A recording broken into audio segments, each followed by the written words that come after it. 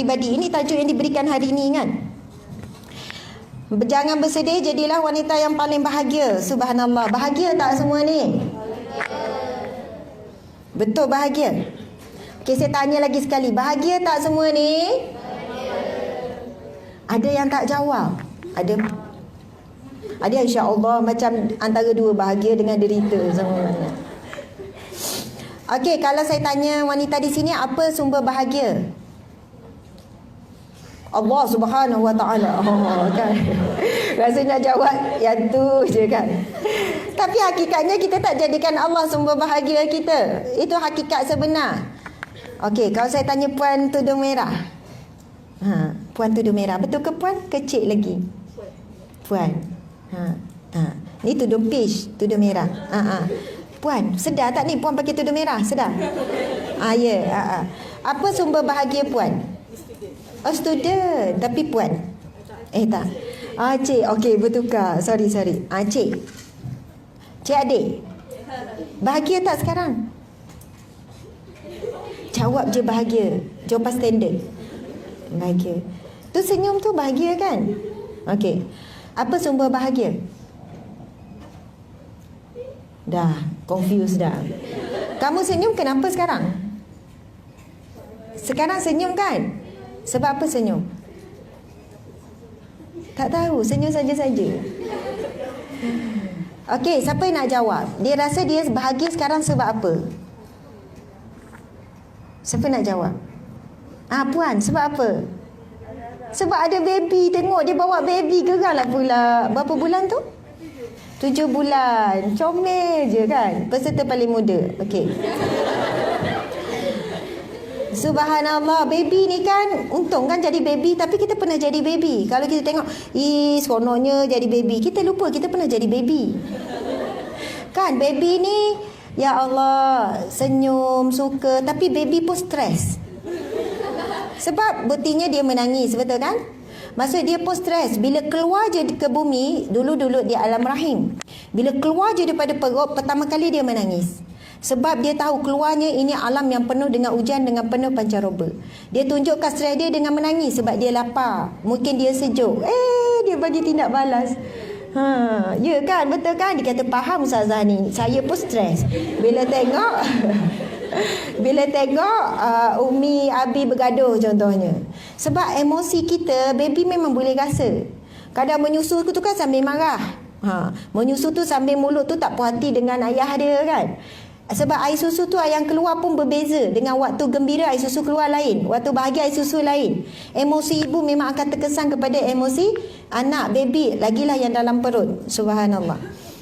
Okey, kita untuk memilih bahagia ataupun tidak itu pilihan kita. Sebenarnya kita ada banyak sebab untuk bahagia berbanding sebab untuk derita. Betul atau tidak? Tapi kadang bahagia, sumber bahagia tu banyak sangat. Allah uji sikit saja. Kita fokus kepada sumber derita, akhirnya kita tak nampak sumber bahagia. Contoh, ada seorang wanita, bukan seorang sebenarnya, ramai sangat. Walaupun saya dah berhenti kerja sebagai perunding cara, walaupun dah berhenti sebagai kaunselor, tapi mesej tak pernah berhenti. Ustazah, kehidupan saya gelap Ustazah. Saya dah tak mampu nak teruskan kehidupan. Sebab apa? Punca suami curang contohnya. Suami ada perempuan lain. Suami main dengan isteri orang lain. Suami sekian-sekian. Itu sebenarnya memang satu ujian yang berat bagi seorang wanita. Ustazah, saya dah berkorban untuk dia. Ustazah, saya lahirkan anak dia 6 orang Ustazah. Saya habiskan seluruh kehidupan saya. Memang sangat kecewa. Yang kahwin 30 tahun, betul tak? Yang kahwin 20 tahun, tiba-tiba suami terlibat dengan wanita yang lebih muda. Kasih sayang, perhatian, ya Allah. Orang lelaki kalau angau, lelaki tua kalau angau lebih dahsyat daripada lelaki muda. Lelaki purba. Kan? Banyak kes saya, umur dah 60, umur dah 50, angau dengan perempuan muda, sampai dia cakap Ustazah, sampai tahap gambar perempuan tu tidur sebelah dia. Kan tidur tak katil, dia kena tidur bawah. Gambar perempuan tu duduk sebelah tidur. Kadang pasal laptop, gambar perempuan duduk. Ya Allah, saya kata takkan pakcik jadi macam tu Tuan Haji ni. Dia kata ustazah kena buatan kot. Kan. Mungkin kena manderam. Cerita manderam ke buatan ke kena sihir ke tu nombor 2. Sekarang apa yang Hajah nak buat? Apa usaha Hajah nak selamatkan? Jangan pandang suami tu yang membuat keburukan, tapi pandang Allah sedang uji Hajah dan Allah sedang uji suami. Jadikan suami tu anggap dia sedang sakit. Macam mana nak buat?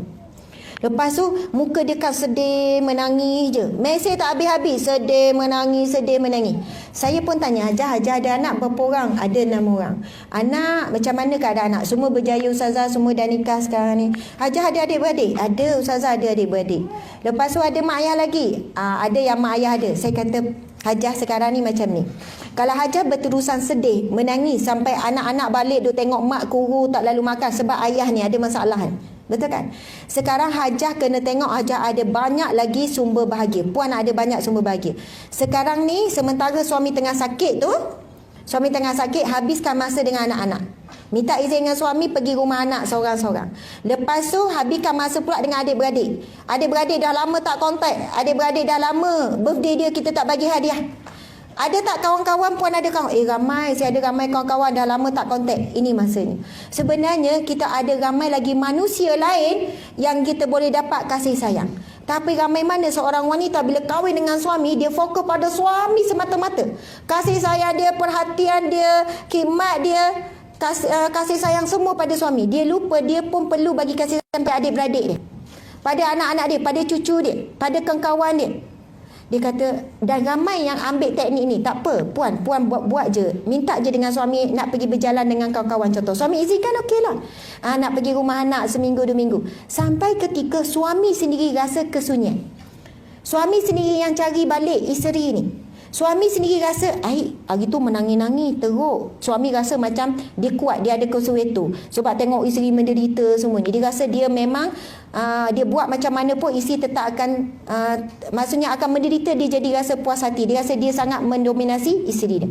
Tapi bila tengok isteri dia boleh teruskan kehidupan, isteri boleh relax walaupun dia buat perangai macam ni, dia mula merasa menagih. Dia akan menagih perhatian daripada isteri itu. Maksudnya yang saya nak sampaikan, kita ada banyak sumber bahagia, tapi ramai mana wanita kerana suami saja, sebab suami saja, kawan dia lupakan, adik-beradik dia lupakan. Baru je dalam bulan lepas seorang ibu dia jumpa saya, mula dia mesej, masa tu saya belum pergi umrah, saya balik umrah dalam 5 hari lepas.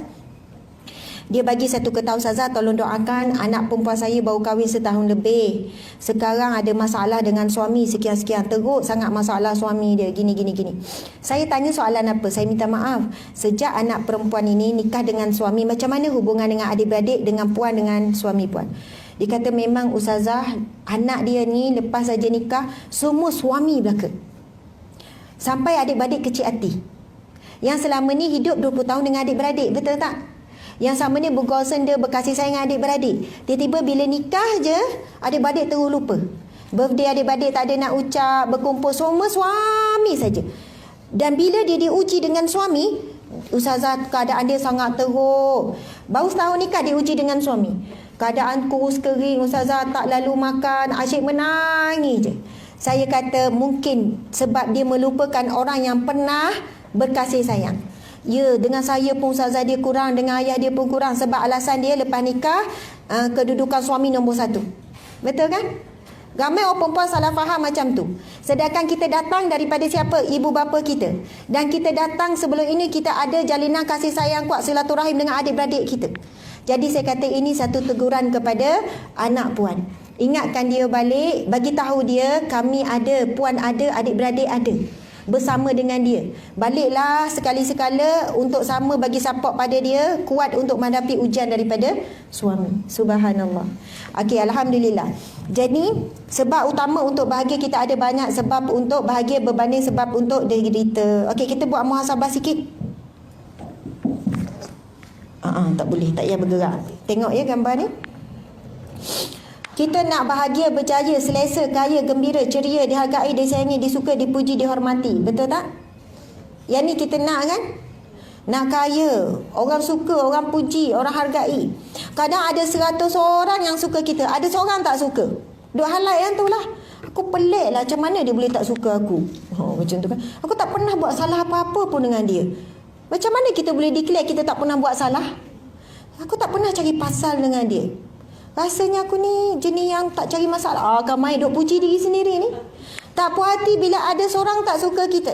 Ada seorang yang kecam kita. Ada seorang yang hentam kita. Subhanallah. Siapa kita yang tidak ada buat salah dan buat silap? Nabi sendiri sebut al-insanu la yakhlu anil khata'i wan nisyan.